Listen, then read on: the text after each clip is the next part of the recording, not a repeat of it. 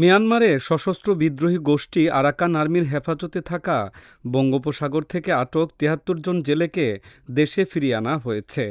তাদের মধ্যে ৬৬ জন বাংলাদেশি ও ৭ জন রোহিঙ্গা জেলে রয়েছে। রোববার সন্ধ্যা ৬টার দিকে নাফ নদীর শূন্য লাইনে আরাকান আর্মির কাছ থেকে জেলেদের গ্রহণ করে টেকনাফ বিজিবি ২।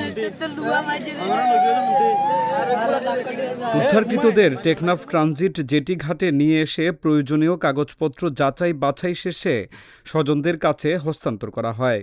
খবর পেয়ে আগে থেকে অপেক্ষায় ছিলেন উদ্ধারকৃতদের পরিবার ও স্বজনেরা।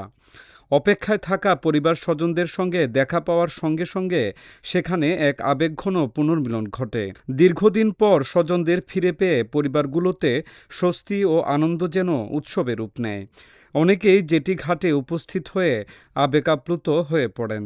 সাগর মাদের আবের সময় ওইখানে হার থেকে আমরা দৌড়ি ওই বর্মার মগ বানি আমরা এখানে ওই জিওলে ক্যাম্প ওই বুঝে দেখে জিওলে কিছুদিন সময় লাগছে।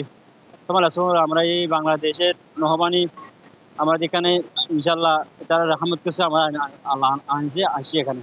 কি অবস্থা চাইছিলাম না দিনের 10টা বাজে বললো দরিয়া নাপুরা লাগি নাপুরা তো মন্ডু লাগিয়ে মন্ডু তো 4 মাইল লাগিয়ে 4 মাইল তো বুঝি দাও জল হানা লাগি 8 বছর ধরে জল মারি 8 বছর ধরে জল মারি বাদে আরে মানিক কামাই করি আর তুই 4 মাস হাসার দিবি কি রে 10 বছর মাঝে কি রে 12 বছর মাঝে সারি দি তার হানা গিরা কষ্ট করছিলাম।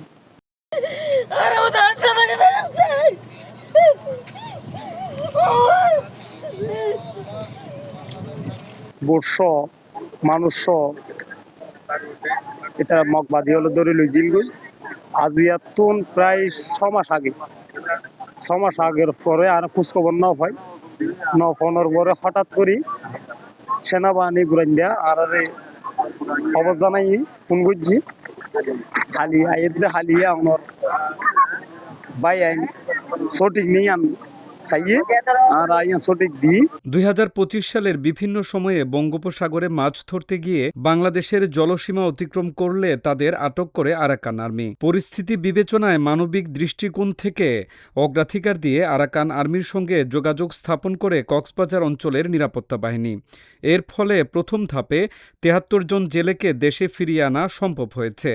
বিজিবি সূত্রে জানা গেছে এ পর্যন্ত মোট ১২৪ জন জেলেকে আটক করেছে আরাকান আর্মি। অবশিষ্ট আটক জেলেদের নিরাপদ প্রত্যাবর্তনের প্রচেষ্টা অব্যাহত রয়েছে।